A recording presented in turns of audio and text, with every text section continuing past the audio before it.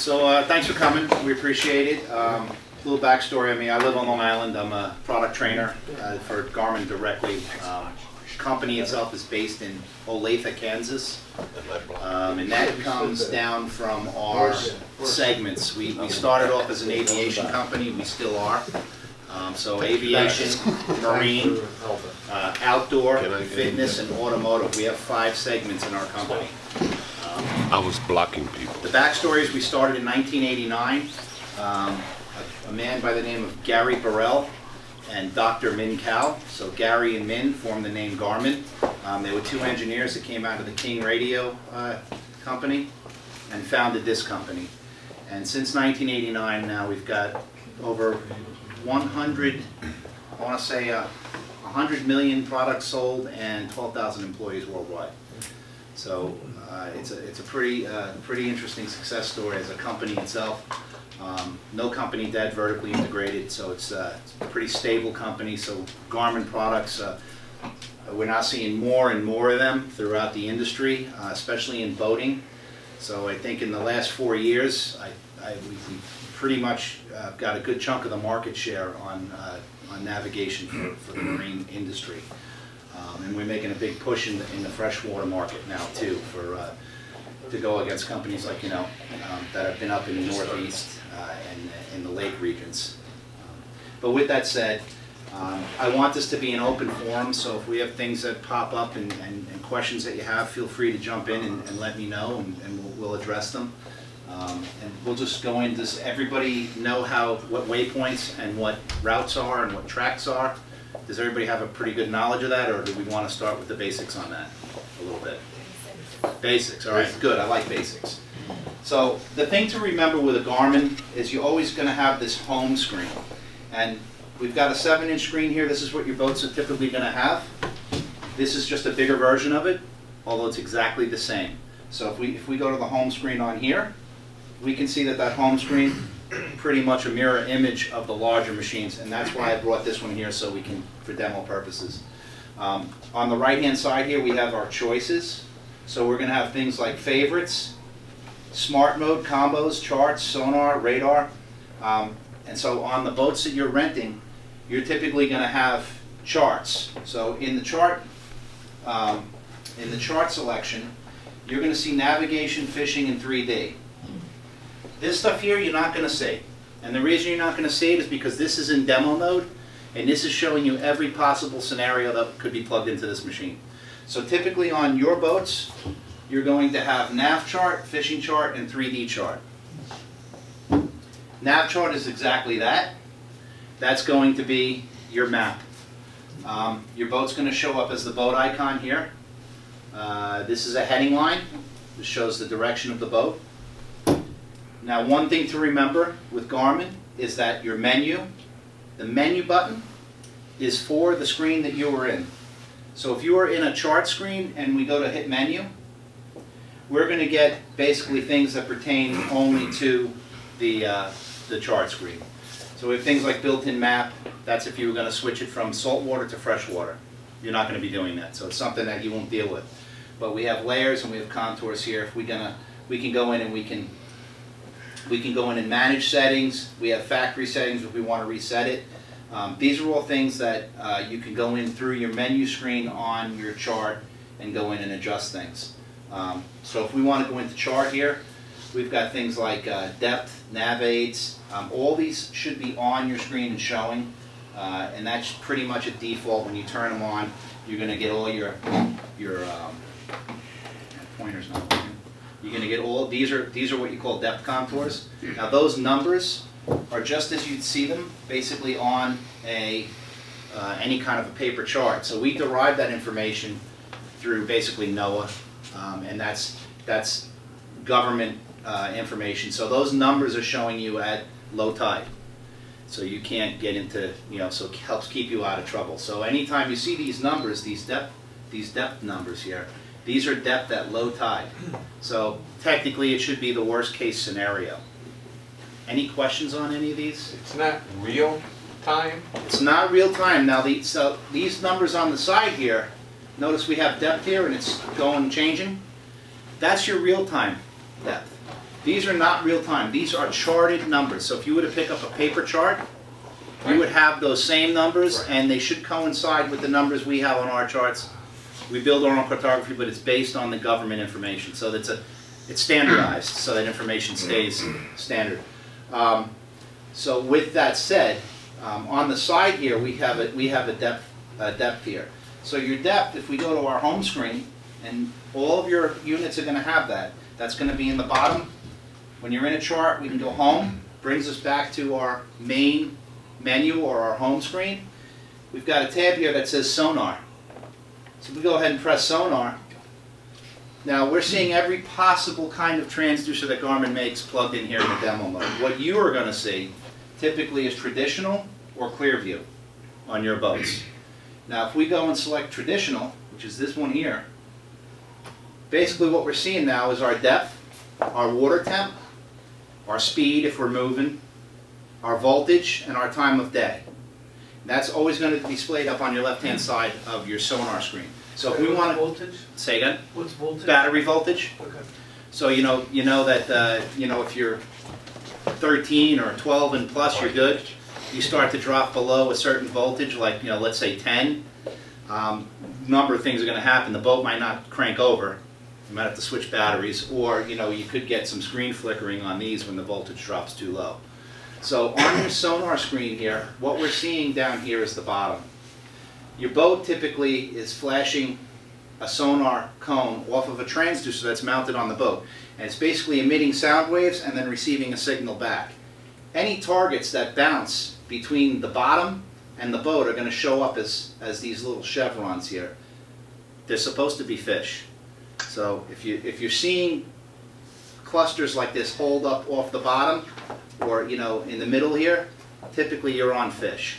So that's a good way to go in. If you want to go fish the boat, you want to go in and basically go home screen, select sonar, and we can turn on our fishing chart. And I know Gus, you had a question on this, so that your boat should have that on there, but you have to turn it on. And there's a couple of cool ways we can actually do two things at once. It's called a combo screen. So with combos, again, we're just going to go into our home screen here. We go home. I'm sorry. Yeah, go ahead. No, that's fine. Yeah, that's fine. Before you jump into combo screens, you said we'll have traditional, and you think clear view, or Clear you view. don't know? Yeah, you have clear view? Yeah, it depends on the transducer that comes with the boat from the factory. Oh, so it'll vary by the boats in our club. Yeah. Some do. So what you'll see is when you go into that sonar screen, Yep. you're either going to see traditional or clear view. Or both. That's right. Got it. Or both. Or these two. Do you mind? These guys here are additional options that you can be added on a boat. Sure. Do you mind showing us clear view and what Get in that's there. about? Yeah, Oh, absolutely. got it, No worries, okay. no worries. But You- so what Clearview is basically Clearview is, you can see down here it's 455 kilohertz. So it's a higher frequency scan.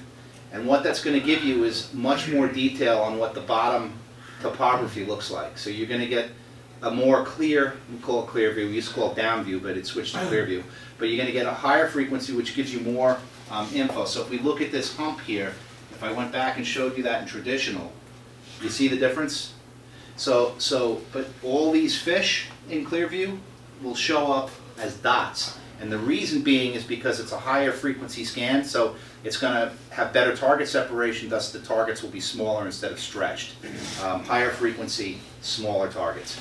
And now typically Clearview is for finding that structure. So if you are out fishing and you're trolling around at a slow trolling speed, turn your Clearview on. And if you want to get up and find the structure, you can go ahead and do so with Clearview. The cool thing is with these touch screens is now I can, let's say I want to fish this drop right here. I can go ahead and touch it. So I've actually just gave the screen a little movement there, and it sets me up with those crosshairs. I can mark a waypoint to that without being on my map screen. So if I like that place where I fish, well, there's the waypoint. It's automatically going to give it a numeric number. That's the position of that fishing spot. That's the depth, the water temperature, and the bearing to it. So wherever you are, it'll give you the bearing. The cool thing is that now I can go in and edit that. Everything's here. It walks you right through it up on the side of the screen here. So when I hit edit, it gives me the option to name number 24 here. Just touch it. And I can go in, a keypad appears, I Save cannot it? name that. And you save it You then? see that, right? You take it, you can take an SD card, blank SD card, Okay, pop it in the machine for the day, and then right. you can save your user data and pull that off. Why would you Or you can just use share it with me. traditional versus clear view? Good question. So traditional is going to give you a better view of fish because there'll be more of a chevron, there'll be a larger target, more visible. And I'm going to run them side by side so you can see the difference. So that takes us to my next thing, which is a combo screen. So again, we go back, we go to our home screen, we go to combos, which are right here. And now remember, when you're in a home screen, your selections are going to be on the right-hand side here for your home pages. So in our combo screen, we've got some preset combo stuff that's going to be in there when you go to that screen. You can make your own. So the cool thing about the combo screen is, let's say I'm just gonna grab this one. I'm gonna change this.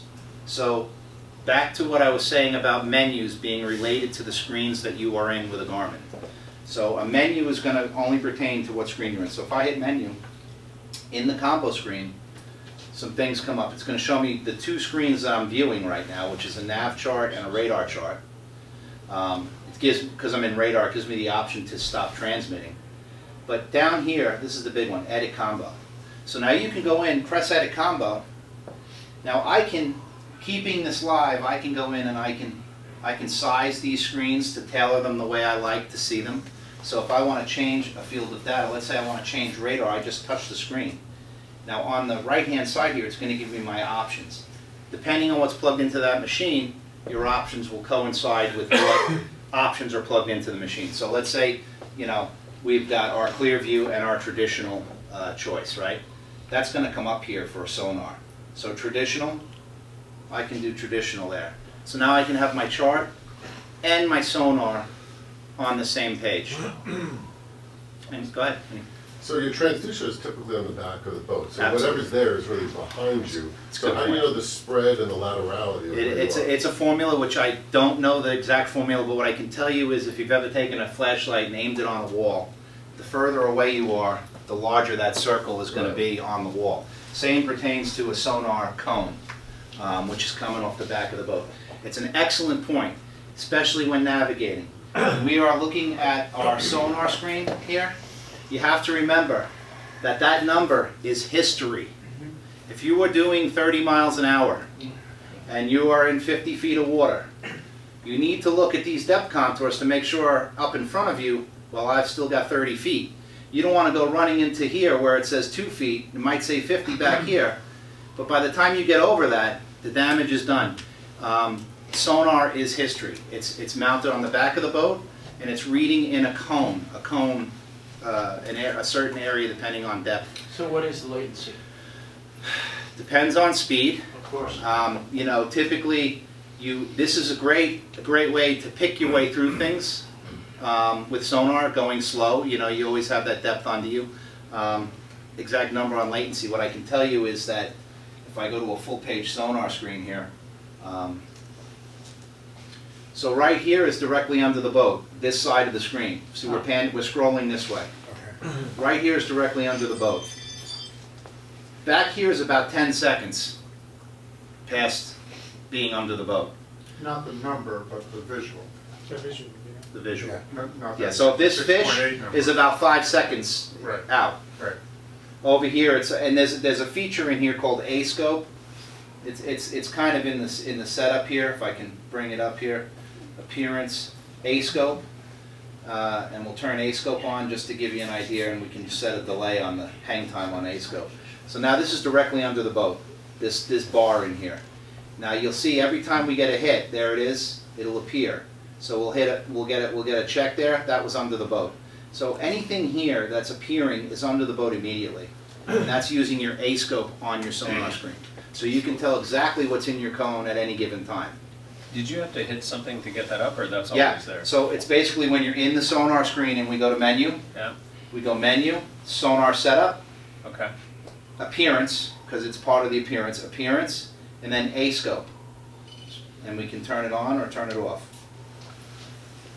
So basically, that's what you would see if you anchored and it just Correct. keeps showing the same Remember, thing. when you're on an anchor, it's a fluid Yeah, I know. environment, so the boat's moving too, so. you Or have to- maybe even move a little Sure. this way, yeah. But yeah, I mean, yeah. so also the other thing I wanted to bring up is, isn't Loran much better at pinpointing an exact waypoint for fishing a real spot than GPS? Loran TDs.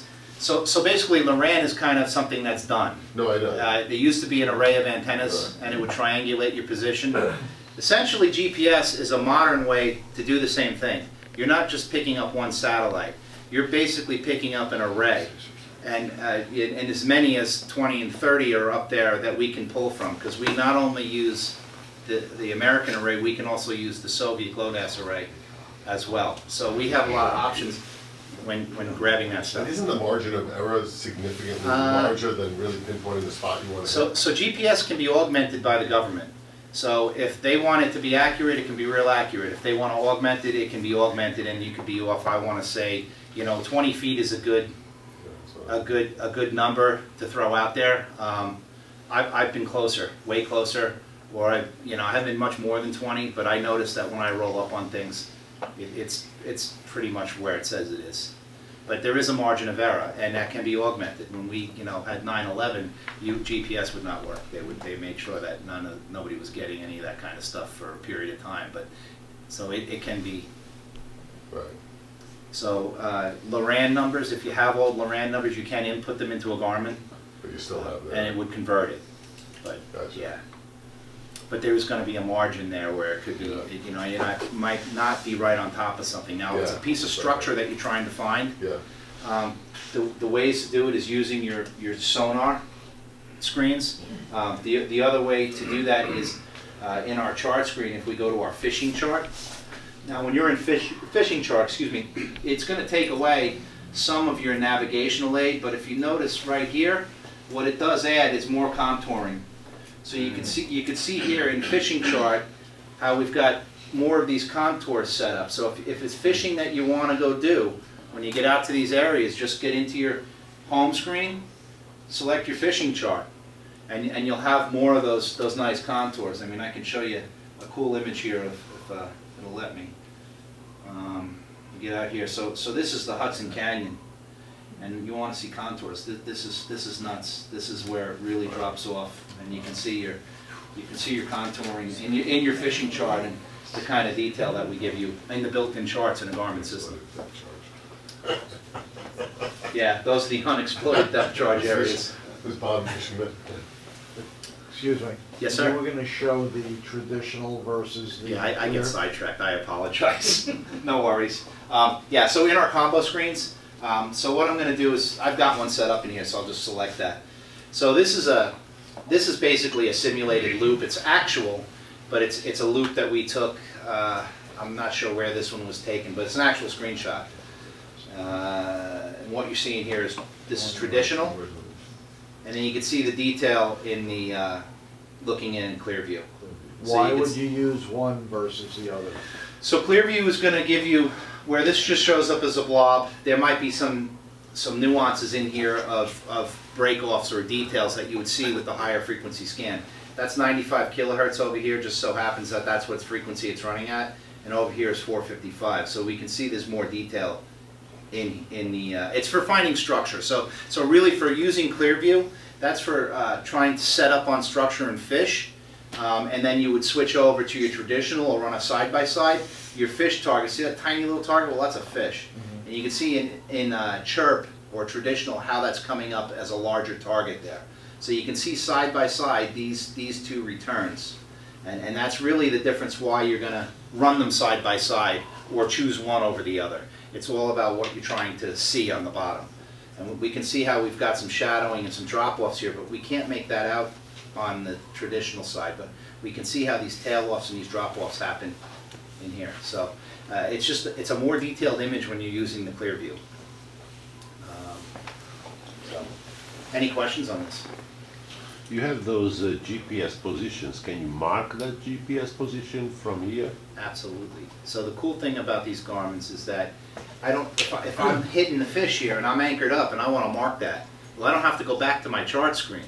All I have to do is touch the screen, give it a little bit of motion here, and see how the screen stopped and gave me crosshairs? Uh-huh. Now I can rewind this and I can go, well, I passed over that, but that spot right there was really hitting them. So it gives me a couple options here. It gives me the drop pin up here. If I touch that, well, first of all, it gives me this. I can expand that whole screen out. So if I'm in a combo screen, Sorry, what did you hit to expand it? yeah, let me go back. Switch it. Yeah, no worries. So we'll go back to that. Let me just go back to that combo. So in any combo, so if you had a chart here and sonar here, or two sonar screens, what have you, if you touch this side of the screen, it's going to give you an option up in the corner here that we've all seen if we watch Full YouTube. screen. That's to go full screen. So I can bring that full screen. And back to your point, we've not left that sonar screen, but we can go now and mark a waypoint up here, new waypoint, we press it, and now I've marked number 25 on that spot. So that saves it to my waypoint file. So let's say I go home and I come back next weekend and I want to fish that same spot. All I have to do, and I'm going to get out of this, I'm going to go to waypoints down on the bottom of the screen here. I go to waypoints, and there's 24 and 25. I want to look at 25 and I want to review it. Well, there it is. There's all my info. There's my position where I was. Even gives me the option to navigate to that spot. So I can navigate to it. I could go to. Now a go to is a straight line. It'll take you right over land. That's great if you're offshore or out in the sound and you know you have a straight run. If you don't have that, you're going to have to use route to. And with route to, you would have to touch route to. And basically, because it's simulating data, it's not going to jive. But if I do a route to point, let's just say this is where I was fishing, right there. You see, when I touch that endpoint, it draws a line here in route to. Now what I can do is I can take this, you watch that screen, and I know that I don't want to go over this, right? We don't go over that. So we go over here, and we want to go, maybe we want to go out to the channel. So I can stop here, I can go add a turn. I've added a turn. I can go down here, I can add a turn. And basically what I'm doing is I'm creating a route from where the boat is to that spot. Can your system do it automatically so I can safely get there, or I need to do that? You can. It's about $350 for a card to do that. It's called the G2 Vision card. Garmin does allow you to do that. And it would be, Talk to Mitch. we've spoke about it, but I think that ultimately that's something that that's up to the club. But I think that the most important thing is that you know how to do it, because you've got skin in the game now. So what you're doing is you're telling it, well, I don't want to go across here. I'm physically going to take it this way. So the way these work. And I cancel that route. Let me go back to a nav screen here. Charts, navigation. So with Garmin's, basically the boats here, with a Garmin, you pick a destination and you back navigate. So for instance, let me zoom way out here. Let's say I wanted to take the boat and go over to Northport Harbor and go to Schooners or Skippers or whatever the name of that place is. I can touch an endpoint. Now I want to choose route to, because route to gets me that bendy line. So I'm going to zoom way out. Notice we have a line going straight to the boat. So now let's go to the boat here. So basically if we go back to the boat, I know that I can't go across that spot, so I'm going to zoom in here. I want to take that and bring it away from that spot, add a turn. Are you just moving your finger, or? I'm pulling the screen, but you can move the crosshair like this. Okay. See my finger on there? How do you add the turn? And it's going to ask you. As soon as you let go, add a turn. So it'll walk you through it. So the minute you're in that navigation spot where you're again, watch my finger. I'm going to touch an endpoint. Puts my crosshairs there. Now up across the top here we get some choices, right? So we get mark a waypoint. Go to, when we talked about go to, that's going to be a straight line. If I hit go to, boom, we get a straight line. So that's a good way if you know you're going to be offshore and maybe you are out in the middle and you want to run straight across to Northport Harbor. You can just do a go point right to the mouth of the harbor and stay on that line. That's going to save you the most fuel. You're going to be following a line. You're not going to be doing this back and forth. and it gets you the most direct route there. So go-to is great if you're offshore and you've got no obstacles to go around. Route 2 is going to be a way to do it to get around things. So let me just stop panning. And up in the corner here, you'll get a little, when you have a route or a go-to point set up where you got that magenta line, you're going to get this up here. And what that is stop. When I press that, this line's going to disappear. Boom. And I can start all over again. So basically you back navigate with a Garmin.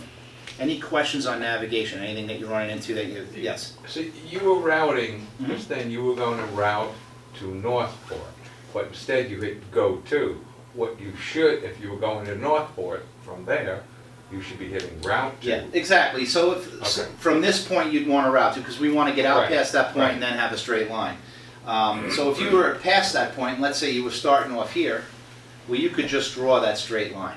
You could do a go-to right to the mouth of the harbor, and then once you get there, it's going to leave that line there unless you get rid of it, and then you can navigate through the harbor there. If you do go to, like in the middle someplace, can you then continue from that point? Or You'd have to start another go-to point you're out. starting, okay. Correct. So, yeah. Can I save this on an SD card? Yeah. Might Yeah, actually. so you can say, so let's say I build a route real quick. I'm gonna build a route here. I'm gonna make the boat, we're gonna route to, I'll put a couple turns in here just for argument's sake. Add a turn, and we'll say done. Cancel that. So if I go into my info here, basically you're gonna get user data, you're gonna get waypoints, tracks, routes. If we go into routes here, I didn't save it, it's going to say unsaved, but if I want to go in and save that, I can basically go in and review. It's going to show me that route on the screen here, and then it gives me a couple options: edit or save, delete it, or navigate to. Can you name it? Yeah, so if I go to edit Yeah. and save the route, it just, I can put a name in there. You And that can would see save it then to And the it's saved. device itself? Yeah, so it's in the device. All you have to do is put your blank SD card in, and then you can save your user data. Out. Bless you. How does it need to be formatted? Yeah. It's a small card. You could do it with like an 8 data card, you know, a real small one. No, I mean, like if it's a Nikon or a Canon or whatever. It doesn't matter, as long as it's an SD card. They don't format differently? No. No, you basically right-click it and format it right at home and clear it out. yeah, but what file system? I mean, you can. GPX file? A what? A GPX file is, I think, what they call it. GPX file? Yeah, that's the name of the file that it's going to be saved under. That's the Yeah. extension. Oh, it's But what- .gpx? Yeah. So it automatically saves to the SD card, there is no memory in the Garmin itself that. There is a limited amount of memory, so unless you clear those things out, they're going to be in there for the next renter, the next boat user. Yeah, but how do you know which of the memories it's saving to Because when you go in and save your user data, it's going to save, automatically? yes, it's going to save the waypoints, the tracks, and the routes. No, but to is the it boat. automatically gonna save to the SD card? Yes, Okay. yeah, Can we just buy an SD card on Amazon? or yeah, whatever? any old SD card. Alright.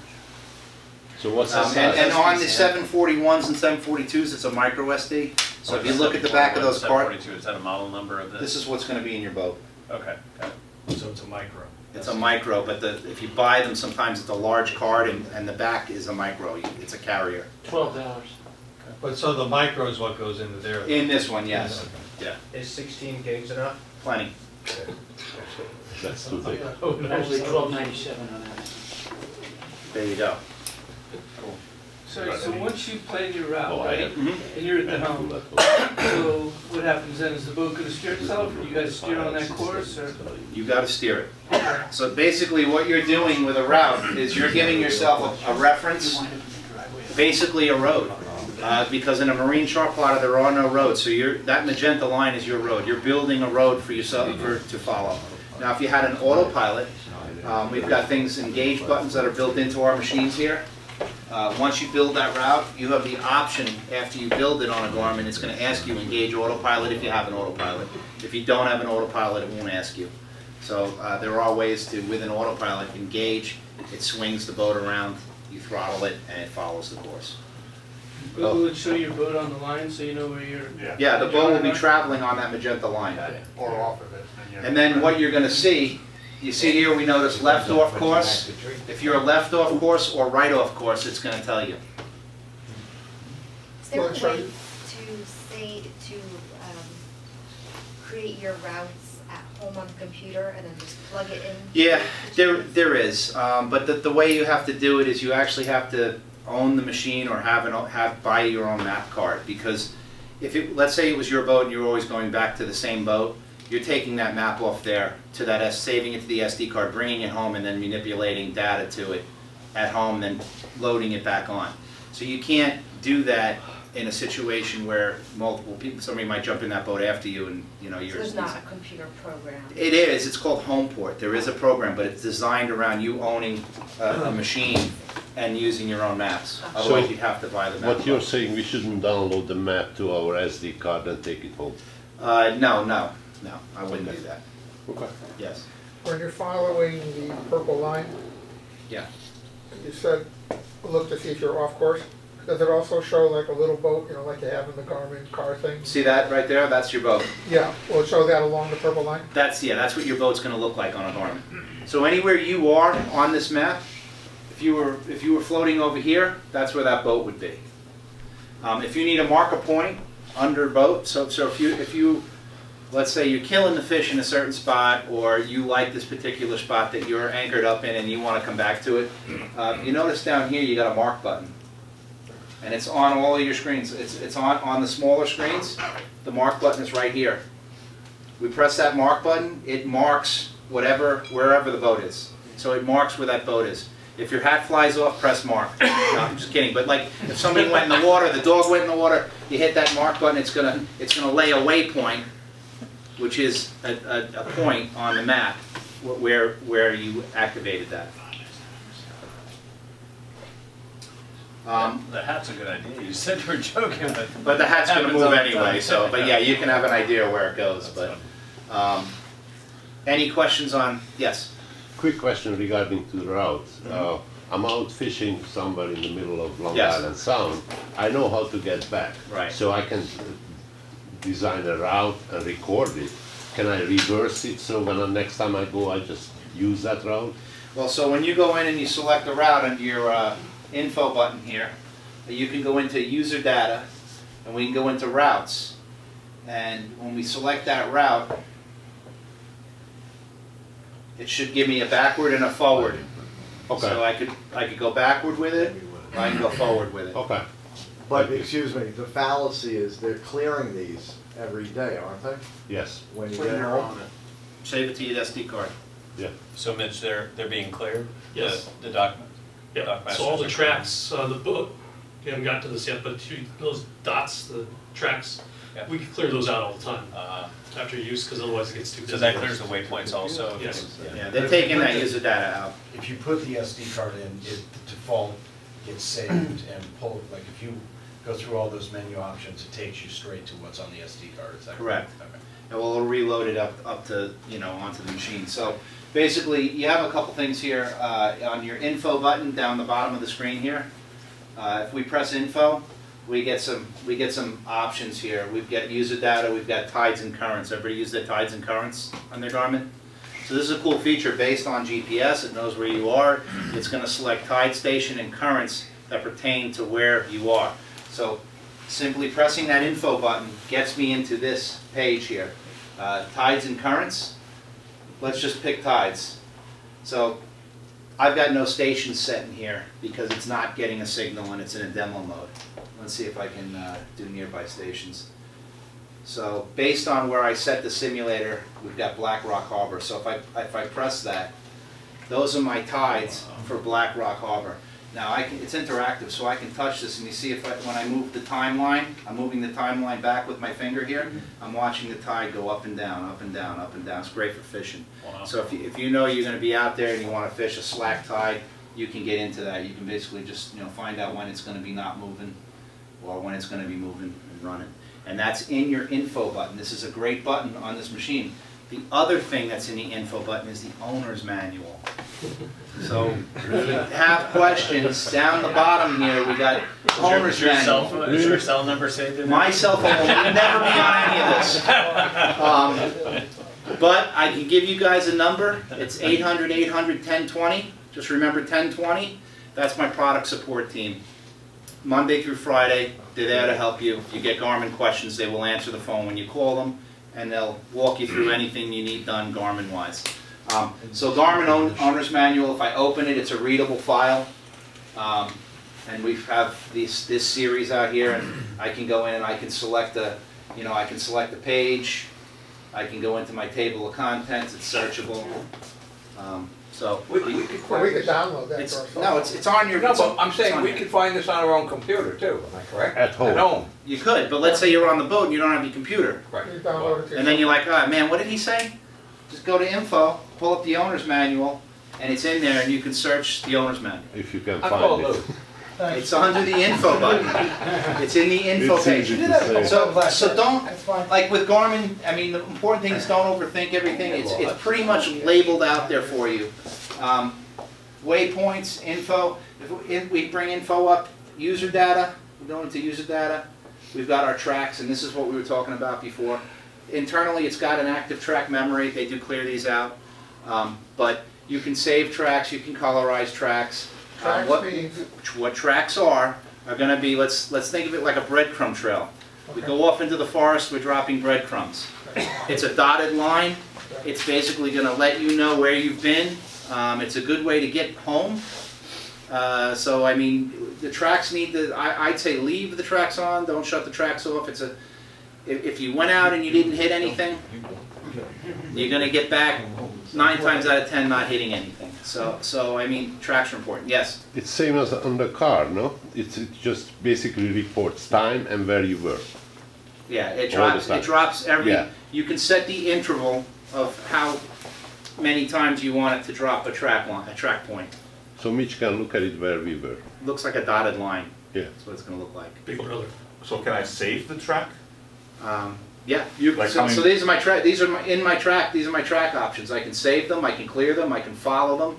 These are if I've saved them. I've got saved tracks here. So next time when I come back, so that would be saved on the card then, right? So next time I come back to the boat, I pop the card into the boat, the chip, and my tracks will be back on the screen. Yes. Wait, Yes, I think. Yeah. if you saved your route, why would you want to save the track? Yeah, what's Because Um, you need um, to route. If you don't know on the route.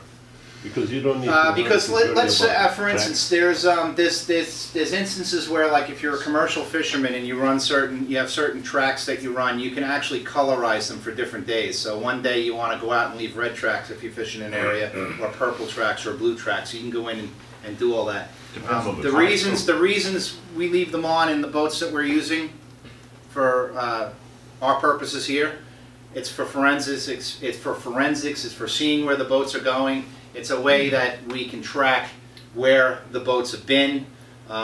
So we leave them on. You know, it's a reference on what's going on with that boat. Yes. Saving the active track, I assume is allow you to name it. Yeah, you can name them. Yeah, it's same Is thing. it named under the save active? So if we go into active tracks, basically with tracks you're not naming them, you're colorizing them or changing the interval or turning the record mode on or off. That's it with a track. It's not like a route. A route would be if I set a route up to go to a particular restaurant, Sure. and then the routes, you can name the routes. This is dinner time at 6 or whatever. You know, you can go in and customize names for the routes. Routes are always going to be a magenta line. But if the active track is always on, why does it say record mode off? Because it's off right now. If I turn it on, now it's on. On this machine, it happened to be off. They turned them on at the club. They're on. Default on. So basically you can turn it off if you wish to. Yeah, but go ahead. So knowledge is power, and you guys are getting powerful now. Please don't turn the tracks off. Oh, I Because- didn't assume. Well, we do it for two reasons. One is you have a lot of novice boaters. They go out, they get disoriented. They will follow those comes back to the marina. Two, if you do hit something, we know where you hit it. It may not have been your fault. If you're in the middle of the ocean, you hit something, I don't consider that your Forensics fault, at that point. okay? But if you decide to go over Bikini Island, where to see it? So, So I own a boat, I leave my tracks on. If I start to develop too many tracks, I'll eliminate them, tracks are on. So if I go out and I run out the Mauritius Inlet or the Fire Island Inlet, my tracks are always on, because I'm not typically I know where I'm going, I'm not typically building routes. So I leave those tracks on.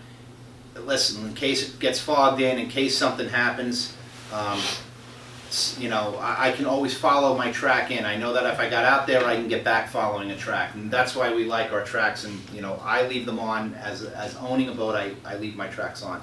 I start to develop a lot of tracks, I'll just clear them out. But when I go out for the day, my tracks stay on. Questions on any of this? One Yes. thing what I meant to ask you regarding to the tide, what it displays, is that actual up-to-date information? Whenever the last chart update was. So it Okay. typically, yeah, I mean, things in here, the sound is generally a rocky bottom. A lot of these things don't shoal and change too much. So yeah, this stuff is gonna be all current information. Okay. Is currents out of that reference book, what's it called, that yellow, the yellow book with the yellow cover? Currents, tides, and Yeah, so under our info page, we have the currents and tides, so I can go into currents yeah. and go nearby stations here, and I can see what my currents are doing here. So the data, that database is in this machine? Correct. How do you like, what does that mean when you say Yeah, you can tell? interpret it. Yeah. So your currents run. Your current is either coming or going here. That's basically what you're seeing. And you can go ahead and move a timeline here, so we can see when the currents are running and when they're not running. That Which would be corresponds right to the there. tide. You see the mile per hour here? That's my current speed here. Without this particular station that I'm reading. Well, the red's gotta be against you. Yeah. See Right. that there? Negative. Right. Wait, I'm a little bit confused. So when is slack tide? Is that at the nadir and the peak or no? Current and tide. Current isn't always tide. the same. They could be different. Tides, if we go to tides here, let me go back. Tides are something different. So basically your high and your low tides, down here is going to be where you're slacked, and you can see where we got high tide, and you can see where we got low tide.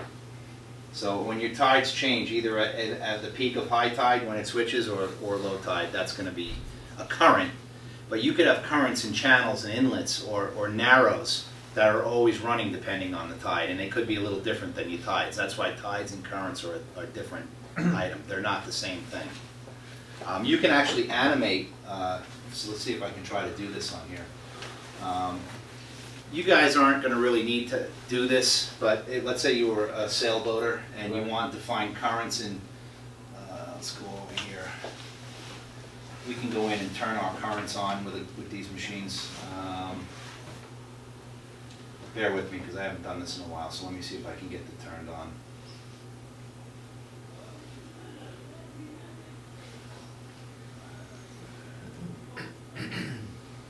It might not let me do it on this machine, the simulator. Let me see if I can find some currents up in here. Oh, the one on the East River, that's a nice current. That's like 5 to 6 knots. I just don't know if I'm gonna, without getting the signal, if I'm gonna show the data on here, that's the thing. When you say East River, you mean New York? Yeah, what is it called, Devil's Hell's something? Gate. Hell's Gate, yeah, Yeah. something like that.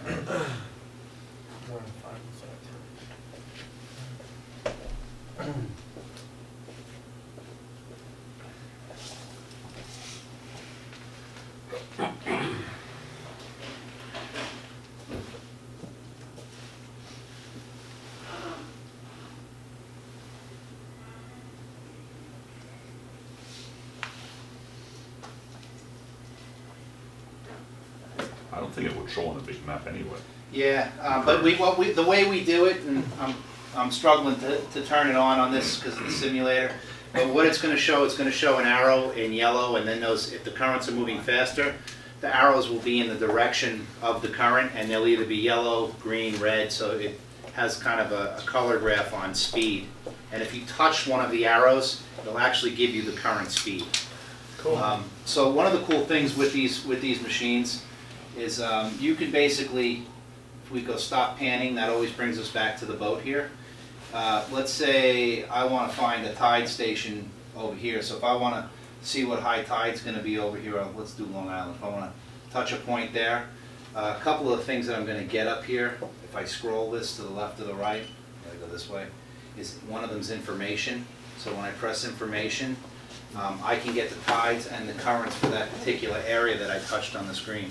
So if I'm going to run over to Long Island, or if I'm going to run the boat, out to Montauk or something, I can go get basically these things. Unless you have satellite weather, are not going to show local weather, but tides and things will show. So I can, based on where that is, it's giving me Lloyd Harbor is the closest tide station. So if I pick Lloyd Harbor, there's my tide station there. So wherever you touch on the screen,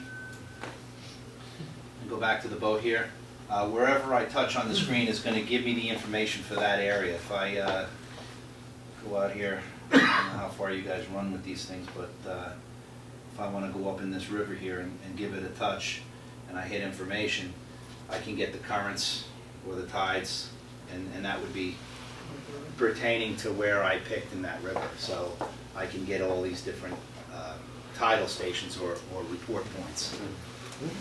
If you're, so we're dealing with all tidal water here, but let's, if you have this same Garmin unit and you're in, a non-tidal body of water in a lake. Mississippi River or whatever, right?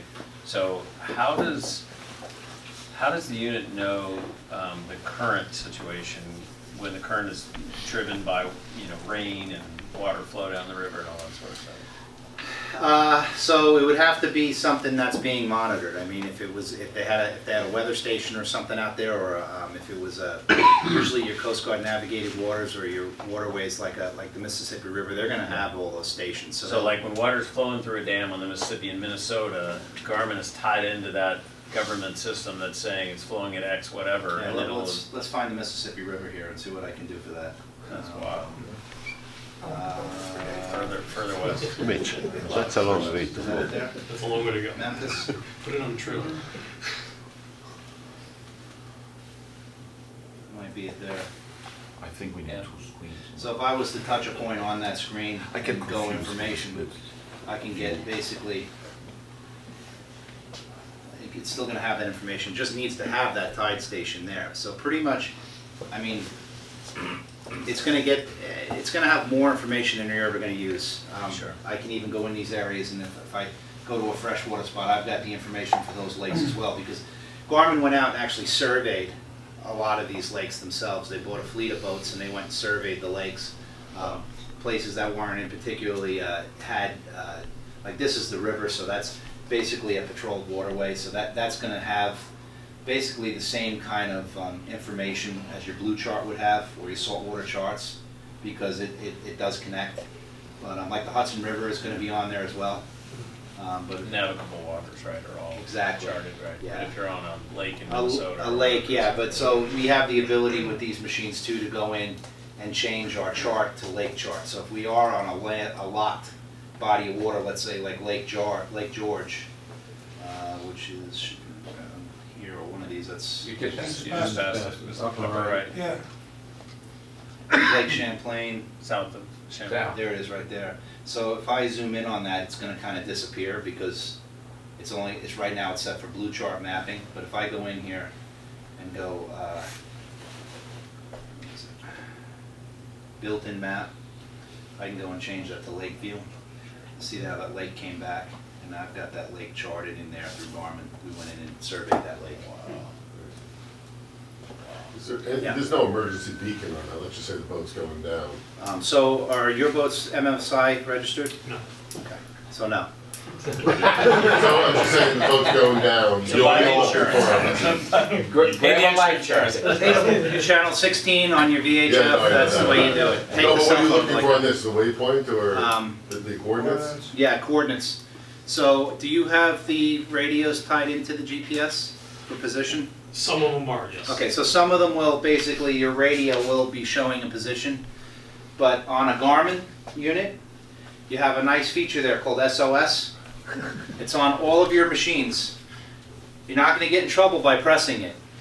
But let's say you have an issue. When you hit SOS, I'm going to do it on the big machine. When we press SOS, what do we get? Wow. Coordinates, your position. Okay? We get a couple other things too here. We get a script, a scenario. Let's say we had a collision. I press collision. This is my script. Mayday, mayday, mayday. This is ship name, ship name, ship name. You're going to repeat it again. Latitude, longitude, ship collided, kind of assistance desired, number of adults, number of children on board. This is basically, you fill in the spots here. So Garmin does provide a script and a way for you, a guideline. So if you get jammed up, you always have that SOS button. It's in the bottom right of your screen. Yes, ma'am. How would you read that latitude and longitude? Latitude north 41 degrees by 7.845. I mean, they'll know what you're talking about. Just read the numbers off to them. Just so you're going to give them a north line and a west line. And you're going to read those numbers with your points in there. But they'll know you're north and west, because if you weren't north and west, they wouldn't be able to hear it. You'd be in the South Atlantic or the South Pacific. Correct. You'd be the, Right. where the toilets flush the other way. Right. Is it true to say that if you hit stop panning, the Yeah, excellent point. So I'm just going to show you. So with these machines, what screen is that? There we go. You're on lake. So basically, we've got our. Well, you know, it's funny. It's not giving me any data because I've got it switched out of lakes. Yeah, exactly. So we go back here, built-in map, blue chart, and that'll pop in. So see, we take the boat as soon as. Let me get rid of this here. So if I take that boat and pan away from the screen, watch when the boat leaves the screen, and I let go. I get to stop panning. So if I'm over here looking at stuff, and I forget, and then I start driving. I'm like, where's the boat? Just hit your stop panning button and it'll recenter you. Cool. The guy who trained us made a good suggestion too, which is to buy a handheld he didn't call it an ELT, but if it gets wet, it sends out a signal that they can find you on the guard frequency. Yep. I forget what he called it though. EPIRB? EPIRB, that's it. So Garmin makes a product, and not to pitch anything to you guys. On that note though, we make a product called InReach. Okay. We acquired a company called Delorme Mapping out of Maine. So we acquired that company about 2 years ago. We have two products, and they're handheld products. They're $349 and $499, and the difference is one's going to have built-in mapping, one's just going to be a track plotter with GPS and position, but no maps. That's the yellow one. The orange one has maps. And the cool thing with those is you can buy a monthly subscription, and it's a satellite, uses the Iridium satellite array. Now with that, you'll always have GPS. It's great if you have to get into the water because it's waterproof. But one of the coolest features is it does have an SOS button. When you activate SOS, and I don't care if you're on the water, I don't care if you're off of Cape Horn, I don't care if you're in the Himalayas. When you hit that SOS button, somebody contacts you and says, are you okay? Yeah. That's the difference between the InReach and an EPIRB. It's a two-way communication. So if your boat capsizes, sink, you got your InReach, you hit SOS, you'll be able to communicate with somebody at home, somebody in the GEOS, which is the service, that 24/7 service that it uses. But it's a nice handy thing to have on a personal level to own, because let's say you get out in the middle, I don't know how the cell service is out in the Sound. Is it good? Yeah, it's good. It's good, yeah. So you really wouldn't need it unless you were going, let's say, out of cell range. But the cool thing is it Bluetooths to your phone, so you can throw this thing up on the dashboard and unlimited text through your phone, just like you were texting, and you don't need a cell signal for it. I have friends at Snowmobile. Every single one of them bought one because they're off in these trails, and something happens, they can hit SOS, or they can communicate up in the woods. You know, it's just a product that we offer. It's called InReach, and it's around that $400 price range. But they communicate with you through the cell phone, not through the device. So two ways. So it's easier to text through here because you get the keyboard, right? So you can Bluetooth it and use the InReach to send the signal out, or you can, let's say you have to get in the water in the cell phone's history, It's completely waterproof, and then it has the keypad, but you have to like go up, down, left, right, kind of like the old way to do it. Yeah. But like I said, if you hit SOS, and they're coming. So I mean, and they're also going to tell you that we're coming. With an EPIRB, you activate an EPIRB and you cross your fingers. You don't know if they're coming. They're coming if they got your signal. But with an inReach, you're going to get a response every single time. And you could say, hey, I broke my leg, or I'm bleeding, I need assistance, and they're going to say, emergency services, en route, 10 minutes out, or 2 minutes out. They know based on your location through the device, that where you've activated that signal, they know who to send. So if you're up in the woods, they'll send the park ranger. If you're in the harbor, close to the harbor, they're going to send harbor Do patrol. they use that for skiing, for avalanche stuff? or- Anywhere. Well, we sent a ton of them out to Puerto Rico when the hurricanes came through, because nobody could communicate. The only way to communicate was through sat phones, and sat phones are really expensive, and there's not a lot of them. So the inReach was a huge thing for out there. What does inReach use? Satellite? Uses the Iridium satellite array. Which is the same thing that GPS is based on. No, GPS is different. Iridium's a company. Basically, sat phones use the same ones. It's a reliable, proven source. So that's why we use it. Is there like a monthly fee? Yeah, there is. So this package it's between $11 to $99 a month. And there's freedom plans. So it's all data driven. So if you want to have unlimited everything, well, you're up at the high level. But if you only need, let's say, 40 texts per month, you can get in there for half of that. And they have two types of plans. They have one that you pay every month, and they have one that you can shut down when you're not using it, and then you can activate it. So So you can use it almost as a hotspot, even if it's not an emergency? You it's just not an have emergency. No, somebody- you can if you don't have cell signal anywhere you are, you can text back and forth through your phone, because your phone's linked to it. SpaceX put them up there. You can also walk a property line with it and leave a track line, because it has a Right, screen right, on right, it, so it's right, going to right. have, if you buy the one that's $4.99, it's going to have topographic maps. If you buy the one that's $3.99, $3.49, it has no maps, but it's a grid, and it'll track you on a grid. You can leave a track line, a route line. It's a handy tool to have if you're going to be doing a lot of boating. Let's say you ski, or cross-country ski, or you snowmobile, or you have a side-by-side up in your property upstate. Great product to have. You get you a bunch of them. I see a lot of presents coming. Yes, sir. Going back to when you were showing kind of the sound floor, but from this view, and you had all those blue lines of the underground. The contours? The contours? Yeah. So how does that translate to what's underneath me? So basically, have you ever seen a topographic map of mountains and stuff? You've got those rings. Essentially, it's cartographic line. So it's basically bathymetric. So it's the opposite of land, but it's the same thing. If we drain the sound, So is it in 10-foot increments each line? down to 1 foot contours, Oh, wow. depending on the information that's out there. Yeah.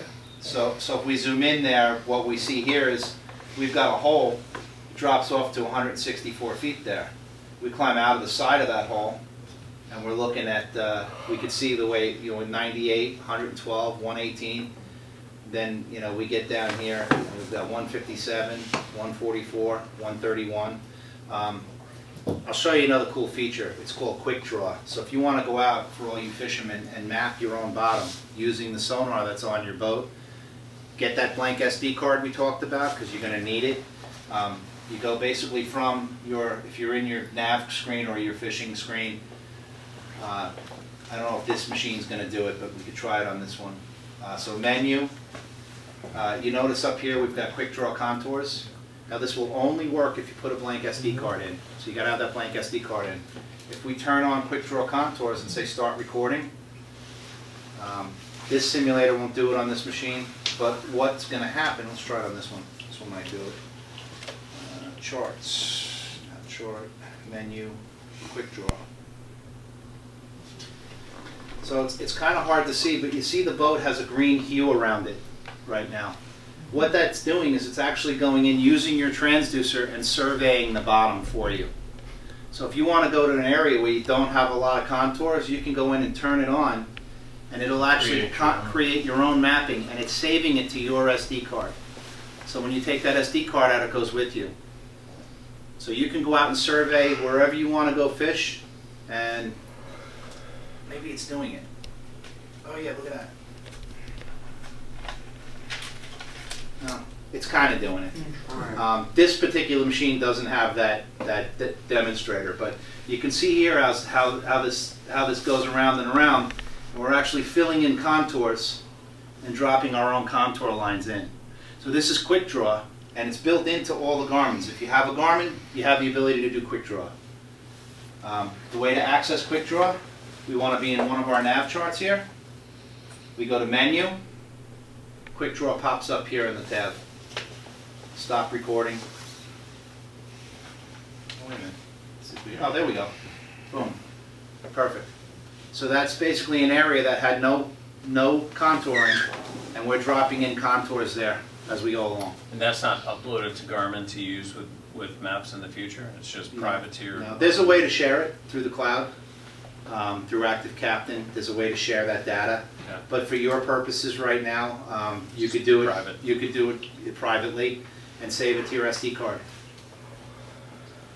How is that different than if I just... Hey Mitch, I'll pay double hit for, a I'll pay waypoint? double if you can get the better Has fishermen nothing here to- to share theirs. Because the waypoint's not going to survey the bottom. This is actually doing bottom surveying using your transducer, and what it's doing is it's sending signals down, retrieving those signals, and it knows where the bottom's dropping off, and it's going to lay in your depth contours right there. So it's a way to go in and survey. That's where that boat's been.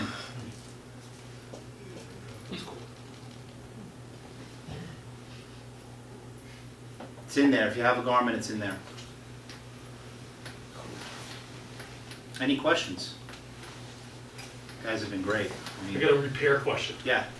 The 741s, we had an issue with those where you couldn't turn them on. What do you mean? How many of them?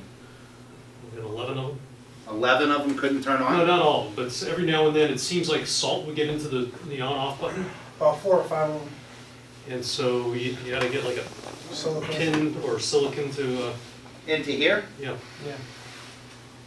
I mean, I don't know if it's a running problem. Maybe there's an FQC out Well, on we it. sent one back to Garmin, they replaced it. Okay.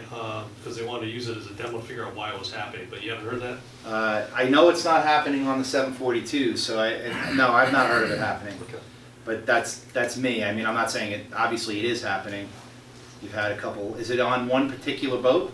No. No. It's on several different boats. Yeah. Seems by flushing it with water and then putting silicone spray in there, it cleared the problem. I highly recommend silicone spray, and I also recommend dielectric grease on the backs of these connections. Okay. Your power connection, just pop it off, put a little dielectric grease on it, and put it back together. And what I would do on these, if you have access to them, is pop these rubber caps off. Not so much the network port, but pop off your NEMA and your transducer, and just put a little dielectric compound in there and put everything back on. It'll just keep them in good shape. You know, if you turn the boats around, I don't think you'll see an issue with it, but it could help to keep it. One more thing I want to touch on: if we run at night, do we have a lot of people that run at night? No, no running at night.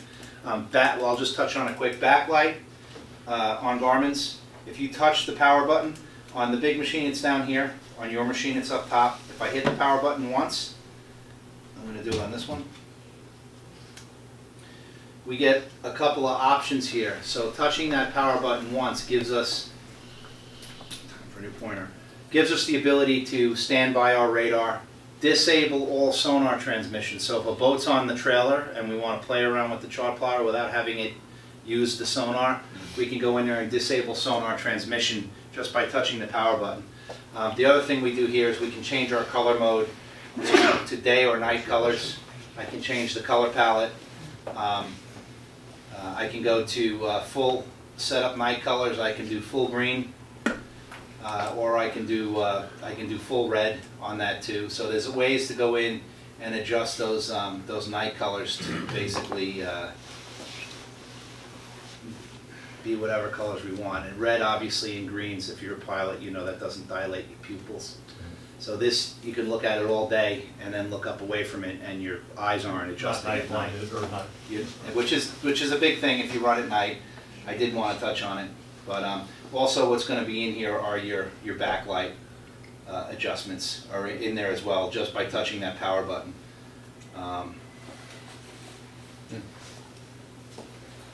Just some of the tricks. What do you do? You touch it? Just hold touch it? No, just give it a quick touch. Wouldn't that normally just turn it on or off? If you hold it for a second. Yeah, So you're you just gonna hold give it, it make give it it a quick pop and Tap. oops, didn't mean to do that.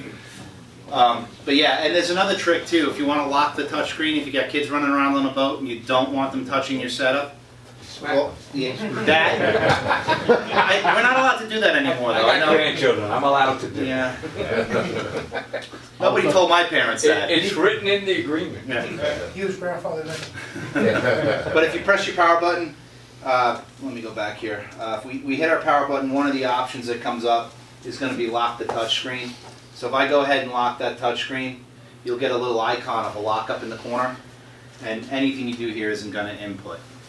To get out of that, we just touch our power button again, and it'll say OK, and we go OK, and we're done. But if you need to lock that touch screen, that's how you do it. So you shouldn't touch the lock on the screen to unlock. No, it's all through your power button. So I'll do it again. I'm going to touch the power button on this big machine here. Power button. Lock touch screen. And then the lock appears. Now when you want to unlock the touch screen, just touch the power button again, and we unlock the touch screen. But the SOS still would work even under lock. No. Why Well, not? let's try it. Maybe I'm wrong, but I don't think it does. Would It's make something I've sense. never tried. No, it doesn't. Locks the touch screen. So. Yeah. 2 steps if you're sinking. Unlock the touch screen. SOS. Oh man. Grab your life Then smack the kid. Or just ask your kid to unlock it quickly and hit the That's SOS. right. You need a 10-year-old on the boat to show you how to use it. Or 6 nowadays. And the SD card updates the data in real time, you don't have to save anything when you're leaving? What do you mean? Updates in real time. If you Just put take the it out and bring it with you when you're done? no, you're gonna save you're gonna go to information, user data, and you want to save your user data. Oh. If you don't have the card in and you stick the card in, one of the things it's going to do is say save user data is one of the it'll prompt you to save it. So should we have the SD card in the whole time? You don't need or to you have can just no. stick it in? You don't need it in there. Just when we're coming back. You Hit save data. You can put it in at the end, and it'll And prompt it you to saves save. waypoints, tracks, all that stuff? Right. So you put it in, it prompts you to save it? Yes. Okay. This is a really dumb question, but where does it plug in on there? Right through there. Is it, oh, in the front? That door drops open. Oh, cool. Okay. Thank you. And it drops down so the water can get in. That's how it was designed. Yeah. Perfect. Okay. SOS.